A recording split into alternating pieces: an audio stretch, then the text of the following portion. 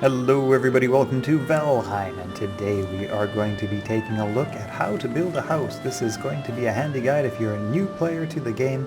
I am not extremely experienced, I've only been playing for about 10 hours, but I am really liking this game. The more I play it, the more I like it, the more its charming elements kind of grow on me. It's just such a relaxing game. Anyway, it's a beautiful morning, and we are going to start building a small and simple house today. So I picked out a spot where I want to build for this example, and what I like to do to start, of course you will need a crafting station nearby. You'll also need quite a bit of wood, which is all around, so you should have no trouble finding that, and you will of course need a hammer. So once you have all of those things, you can place down your crafting station, you can have your wood handy. You can go ahead and access the build menu, and from there what I actually like to do to start is put down a couple of wood poles. These are going to act as basically the stilts and the supports for my house. After putting down one pole, I like to put a floor piece on it. Now, the reason I like to put a stilt down is because the grass goes right through the tile, right through the wood tile. Otherwise, if you put a piece of wood down, the grass goes right through the tile, and it looks kind of funny. Now, I believe you can clear that out with a hoe, but you know, you don't really need to. I just like to use tiles. So I'm going to show you the way I like to do it, and you know, you can. The beautiful thing about this game is you can do things how you want to do. But I'm going to show you how I do it, and I'm also going to show you how to solve some potential challenges that you may be having in terms of your building falling down. In particular, that stumped me for a little while. And I'm gonna show you actually right now how to build a building, how to fix a building that's falling down. So let's start by placing a few floor units, and as you can see, they're sticking to each other. As you kind of mouse around, you'll notice that items do snap to each other where they can, and that's a handy little thing to remember. It really helps you to build by knowing that things snap. And you'll also see that my structure is actually hovering off the ground at the moment by a little ways. However, if I build too far, it will fall down. And you can see that was about as far as it went before it fell down. Now there's this handy little feedback system which I had no idea about until I got really confused about why my roof kept falling down. And if you'll take a look at it, if you take a look at it, you can see if I put a piece to build by the green tile, or by the first floor, the tile is green. You can see the floor piece is green. Here it's still green, here it's turning yellow. So yellow means it's not quite as supported. Here it's turning red, which means it may fall down. In this case, I can attach one more piece, but here we've gone too far. You can see that there is a red, and it falls right down. So what are we going to do to fix this when you've built too far? All we need to do is take a wood pole. Basically, we can take a wood pole, and you can actually see the little dotted arrow sort of indicates what it is supporting. And so in this case, I'm going to drop a little wood pole right here. You can kind of drop it wherever. It doesn't have to be carpentry perfect, because the carpentry physics of this game are not exactly like real life. But they do have their own set of rules. So now what you'll notice is if I try to place another piece, it's green, right? It's now supported by that second beam right down there on the ground. The thing is about this game that I've noticed as well is that the ground is your primary support location. Supporting things on top of a structure which does not have a strong ground support will not be very supported, or won't be supported at all, rather. So when your building is falling down, and if you can't figure out why it's falling down, look to your ground support and make sure you have a pole that touches the ground and then supports a nearby structure. Supports a structure that attaches to your main structure. Now I'm not 100% sure if it's allowed to have a small gap in it or not, but I guess we'll find that out right now. Yeah, it looks like a small gap is fine. So, like I said, the physics are imprecise, but they are their own unique Valheim physics. So what I like to do when building a house is build a structure which is four floor tiles wide. 1, 2, 3, 4. And the reason for that is when it comes to roofing, which we'll show you, we will talk about in just a minute. As you can see, all these tiles seem to be quite fine, well supported. For whatever reason they are. These ones are close to not being, but still are. And so now I've built this nice little platform.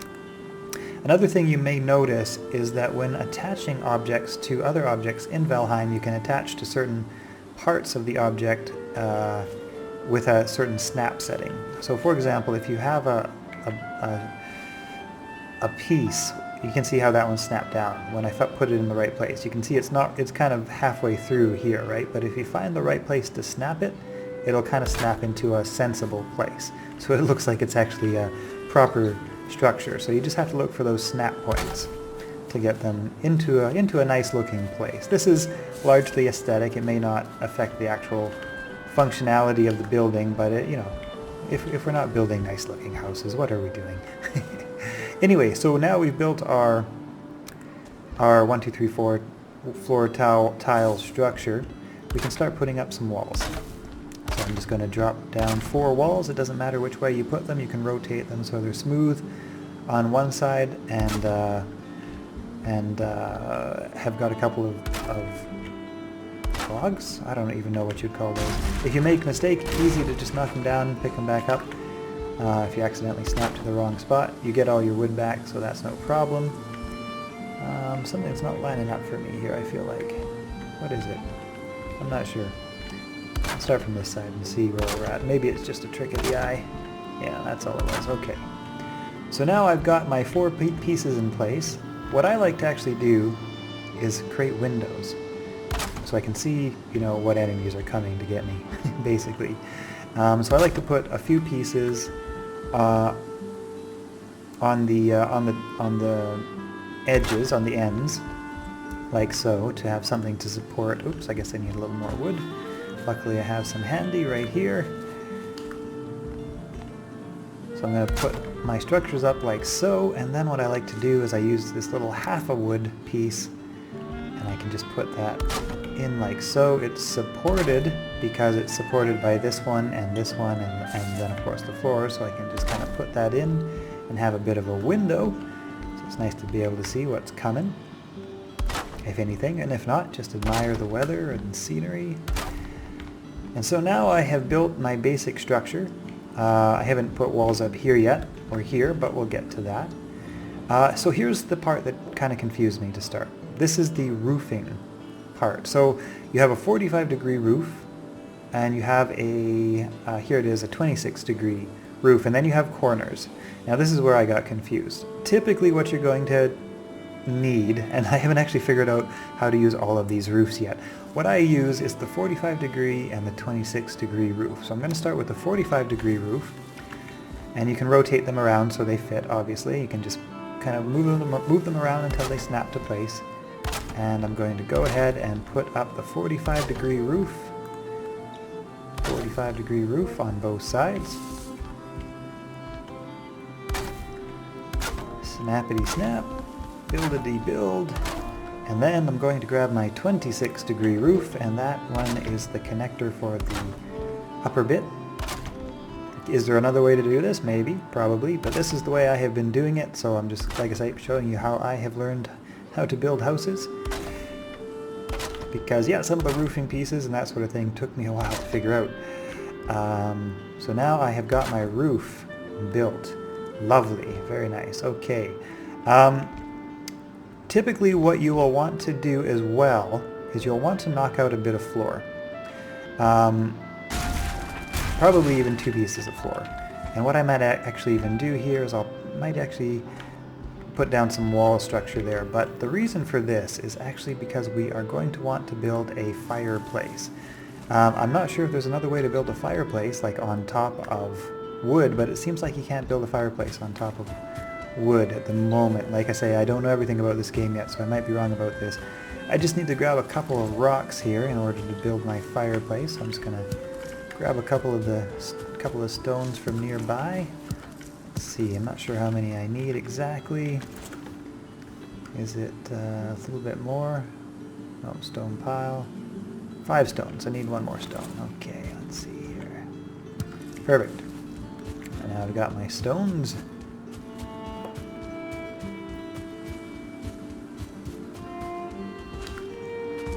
And so what I'm going to put down here now is my little fireplace. So this will create the rested comfort buffs that you really get, which are really the advantage in having a house, is the rested buff and the comfort buff that increase your natural healing rate, and that is the main reason, as far as I can tell, to have a little fireplace. The other important thing about having a fireplace is potentially building a little cooking station above your fireplace, like so. You can build a little cooking station in there. The way to cook something whilst we're on it is to have an item in your inventory which you can cook, and then you just drop it on. You can put 2 little pieces of meat or 2 pieces of deer meat on your cook station at a time. And this also confused me a bit to start because I kept leaving them for too long and they would overcook and burn, and that's actually how you get charcoal. But I didn't realize that you kind of have to wait for this little poof sound effect. And when you hear the poof sound effect, that means that they are ready to take off of the cooking station. So you kind of have to pay attention. There's the little poof effect on one, so I can grab that one now. And let's see, did that one poof? I'm not sure. I think it did. Okay, so I've got my cooked meat, and that's how you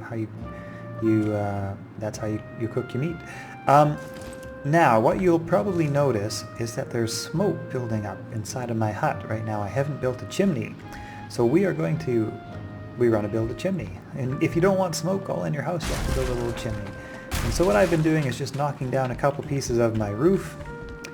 And then what I like to do, just for the sake of aesthetics, is put a little square piece like so, a little square piece like so, and then I can grab one of these 45-degree beams and just kind of rotate that in like so. It just kind of finishes off the hole in the roof look, makes it look a little bit more complete.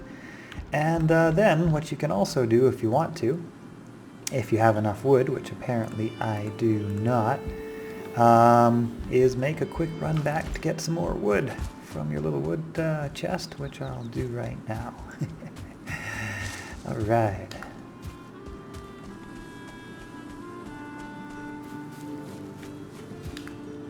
So you can see right now that my stamina pops up quite quickly as I'm running, and that is because I just got the rested buff from being nearby my fire, which is really the very handy and useful thing about having a shelter and a fire nearby, because that rested buff is really great. I think with some food and the rested buff and all that sort of stuff all combined, your health goes up quite a bit. Speaking of which, I better eat some food. And also on the topic of food, what I also noticed is that you can only eat, for example, one thing at a time, and that provides you with a natural healing buff. But if you have a different type of food, you can also stack that food. Now you can see I've got 2 foods stacked, and if you have a third kind of food, you can stack that third kind of food, and now you're at a maximum sort of health regeneration rate. Maybe stamina as well, I'm not sure. Like I say, I've been playing for about 10 hours. I don't know everything. In fact, I don't know most things. But I do know how to build a decent little house, so I thought I'd make a video about this. Okay, so taking out my hammer. And like I say, this is totally optional. You don't have to get fussy here. You can just kind of let your... You don't even really need to build a chimney, but if you want to, you can put in a little something like so, and a little something like so, and a little something like so, and a little something like so to help guide the smoke out of the chimney. Is there a piece for there? I don't know. Maybe. Like I say, I don't know everything yet. But I do know that that will help to guide the smoke out of the chimney. Another thing that I sometimes like to do, because the fire is hot and it will burn you if you fall into it. So another thing I sometimes like to do is put a little protective wood beam on a short beam to create kind of a protective barrier. That way I can access my fire easily enough, but actually in this case it might be better to knock a little bit of that floor down and then put in a little staircase so I can more safely and easily climb down to my fireplace to get the food out if I want to. Having trouble. There's the grid snap right there. So now I can just kind of climb down and do my cooking down here, no problemo. Okay, so that's my little chimney cook station. Like I say, there are probably many ways to do it, but this is kind of how I've been doing it. Lastly, pretty much lastly, we will want to put in some walls and potentially a door. This wood gate seems to be the better of the options. It's bigger. I don't know if there's a difference between a wood gate and a small gate, but I've been using the wood gate. I just feel like it looks like a proper door more to me than the alternative. But then what are we going to do? We are going to put in a couple of pieces. They are so what we have here is a wood wall at 26 degrees and a wood wall at 45 degrees. So the reason for these pieces is kind of to be able to attach to your roof like so. Here's the 45 degree pieces like so and so. And then we can grab one of the 26 degree pieces and we can attach that like so, and also like so. And now what we basically got is somewhere rather to attach a couple of wall pieces. And now we have got our basic sort of wall for the front of the house, as well as so I should say the angled part of the roof is what we've got our wall for there. Like I say, I am still a fan of windows, so I'm just going to put in some half-size pieces like so I can keep the windows there. And last but not least, I've actually got a bit of a jump up here, so that should be safe from critters being able to get in. Not that there's many in the meadows. The meadows are pretty safe. So what I like to do is I actually like to put in a bit of a patio. You don't need to put in a patio, but I kind of like to put in a patio. So like I say, that's kind of the fun, right? You can build things how you want to build them. Maybe I'll put out my patio a little tiny bit more.